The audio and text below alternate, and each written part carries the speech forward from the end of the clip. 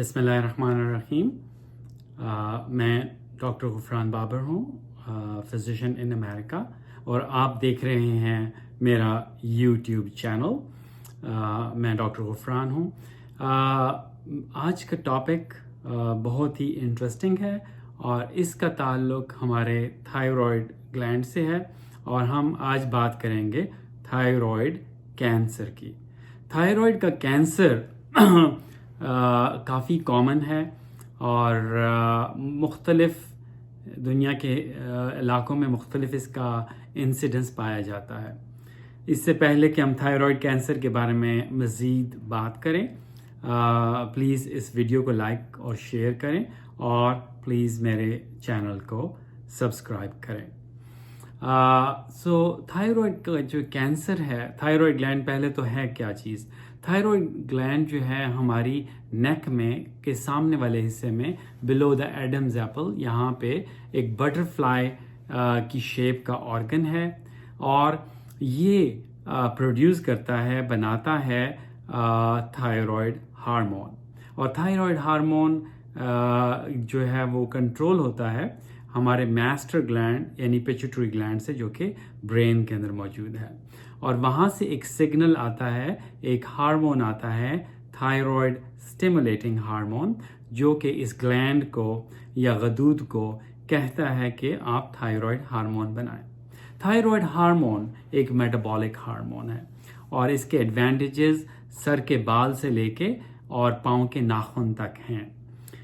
First 3 years of life ये हमारे दिमाग की नशोनुमा और दिमाग के न्यूरॉन्स या नर्व सेल्स को डेवलप करने में और कनेक्शंस को इम्प्रूव करने में हेल्प करता है, और न्यूरॉन्स की माइलिनेशन करता है, उनको मैच्योर करता है। इसके अलावा स्किन और हेयर हेल्थ के लिए इम्पॉर्टेंट है, बॉडी टेम्परेचर की रेगुलेशन के लिए इम्पॉर्टेंट है, बच्चों की अफजाइश यानी ग्रोथ और बलूगत यानी प्यूबर्टी के लिए इम्पॉर्टेंट है।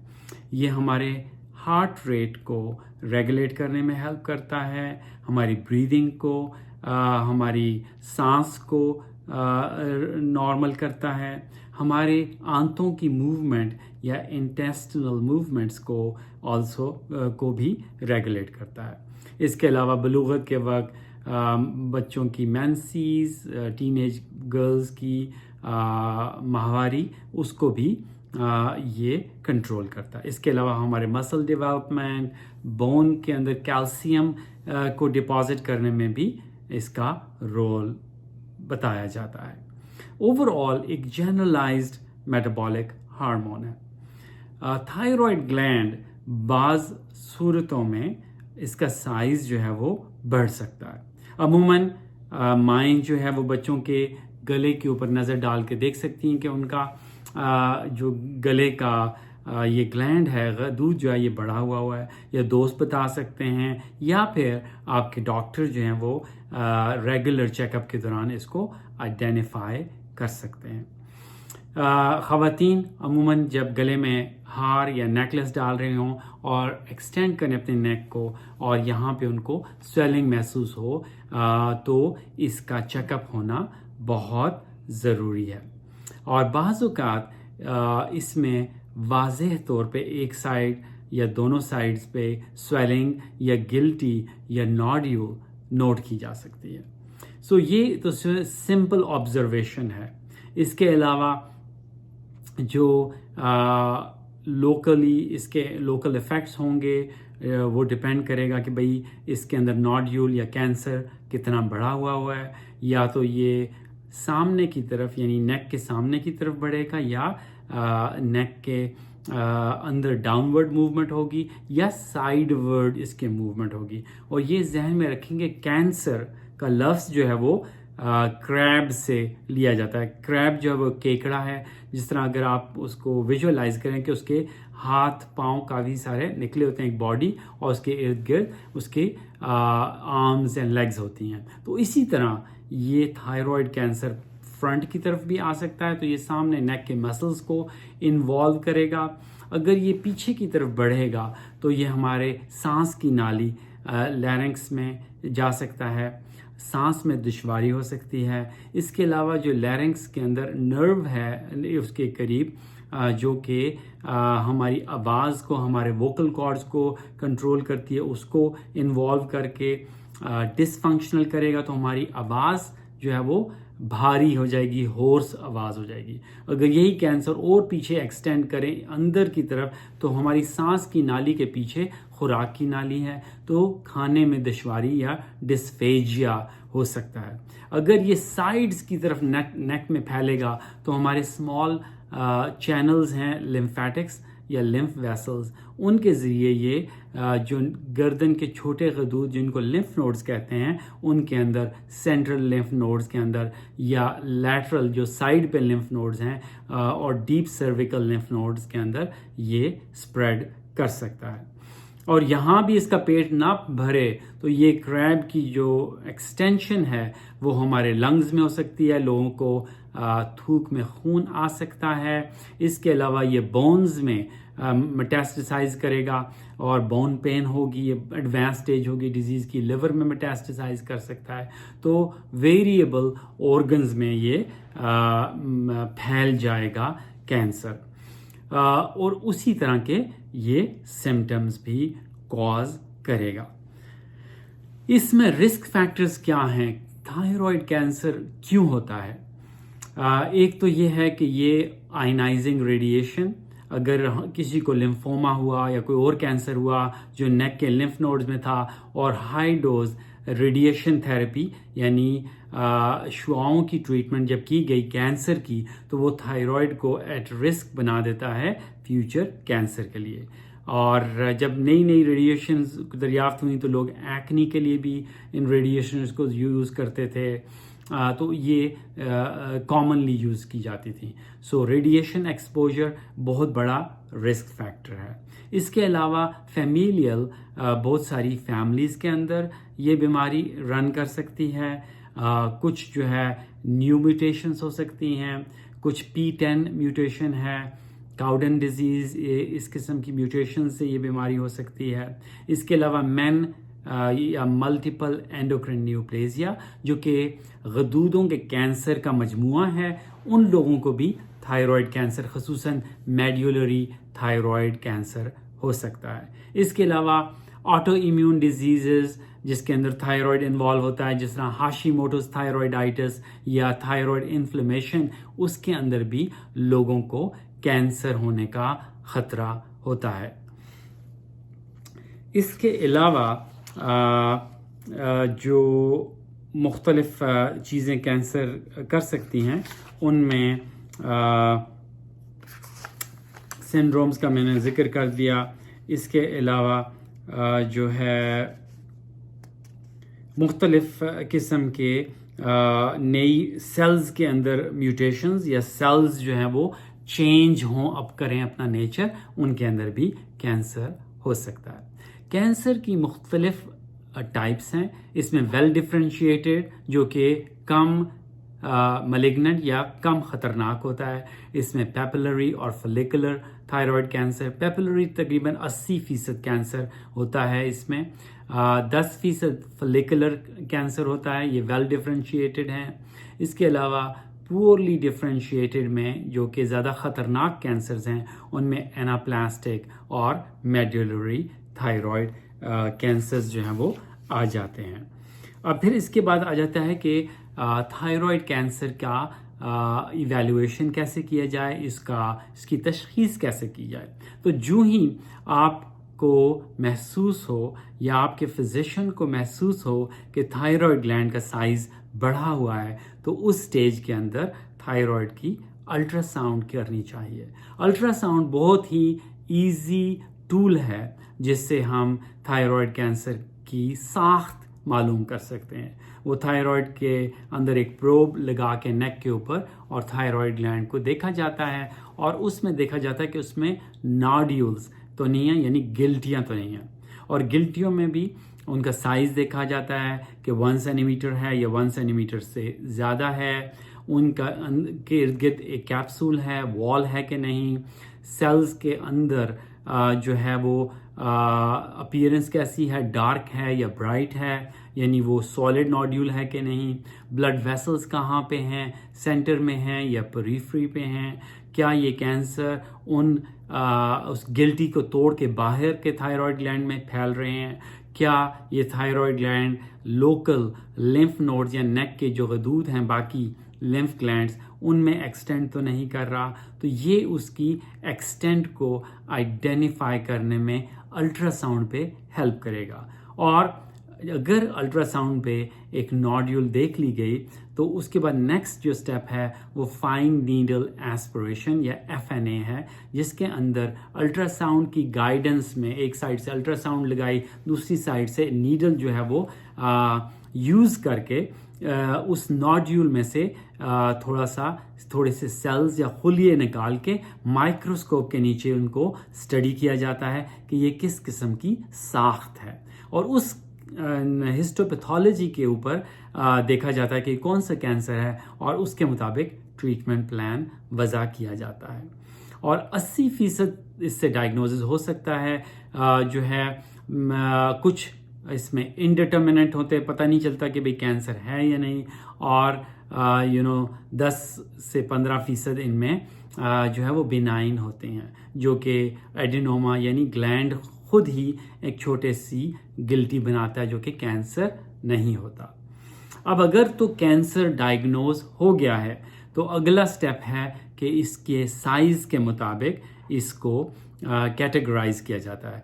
अगर इसके अंदर सिस्टिक स्ट्रक्चर हो, इसके अंदर माइक्रो यानी छोटी छोटी कैल्सिफिकेशंस हो, ब्लड वेसल्स जो हैं वैस्कुलैरिटी सेंटर में हो और ये अपने कैप्सूल से बाहर निकल रहा हो, तो ये हाई रिस्क है। और साइज ऑफ प्राइमरी ट्यूमर कितना बड़ा है, लेस देन 1 सेंटीमीटर है, 1 to 2 सेंटीमीटर, 2 to 4 सेंटीमीटर, इसकी एक्सटेंशन नेक के अंदर है कि नहीं, और फिर इसके बाद एक स्कैन किया जा सकता है जिसे आयोडाइन स्कैन 123 है, और ये स्कैन जो है वो बता सकता है कि ये कहाँ कहाँ पे गया। चेस्ट एक्सरे जो है भी किया जा सकता है, और आयोडाइन जो है वो थायराइड सेल्स जो हैं वो अपटेक करते हैं।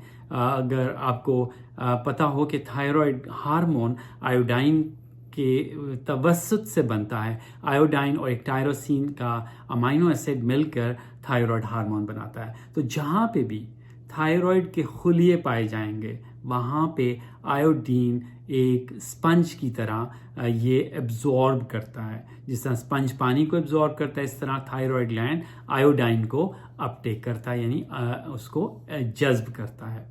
तो जहाँ जहाँ पे ये कैंसर फैला होगा वहाँ पे आयोडाइन इसको लाइट अप कर देगी एक ख़ास स्कैन के ज़रिए। तो इस तरह जहाँ जहाँ पे इसके खुलिये छुपे हुए हैं, चाहे लिवर में, लंग्स में, बोन्स में, तो पता चल जाएगा कि ये तो एक्सटेंसिवली मेटास्टेसाइज किया हुआ है, फैला हुआ कैंसर है, जो क्रैब के जो पंजे हैं वो दूर तक फैले हुए हैं। तो उसके ज़रिए से हम कैटेगराइज करते हैं इसको लो रिस्क, इंटरमीडिएट रिस्क या हाई रिस्क। अगर गिल्टी बहुत छोटी सी है, लेस देन 1 सेंटीमीटर्स है, एक साइड पे है और लिम्फ नोड्स इन्वॉल्व नहीं कर रही, तो ये लो रिस्क है। और आधा थायराइड ग्लैंड या लोबेक्टमी करके इसको निकाला जा सकता है। अगर ये दोनों साइड पे तो पूरा थायराइड ग्लैंड निकाला जाता है। अगर ये लिम्फ नोड्स में भी स्प्रेड किया है, जो कि ऑपरेशन के दौरान उनके स्ट्रक्चर को उनको माइक्रोस्कोप के ज़रिए निकाला जाता है। लिम्फ नोड को, एक लिम्फ नोड अगर 10 हैं तो आपसे एक निकाली जाती है। अगर उसमें कैंसर पाया जाए तो उन सब लिम्फ नोड्स को निकाल दिया जाता है। फिर जो डिस्टेंट मेटास्टेसिस, उसके बाद जब थायराइड को निकाल दिया, लिम्फ नोड्स को निकाल दिया, तो कुछ दिन के बाद एक थायराइड का स्कैन किया जाता है आयोडाइन 123 का, और उसमें ऑल ओवर उसमें इनिशियली TSH को देखा जाता है। अगर TSH 30 से ज़्यादा है, इसका मतलब है आपने ग्लैंड को निकाल दिया है मुकम्मल तौर पे। फिर जब आप स्कैन करेंगे, आयोडाइन 123 देंगे, तो वो एक स्पंज की तरह उसको जज्ब कर लेगा और तमाम ऐसे हिस्से जहाँ पे कैंसर फैल चुका है वो आइडेंटिफाई कर लेगा। इसके अलावा एक और आयोडाइन का आइसोटोप है जो कि आयोडाइन 131 है।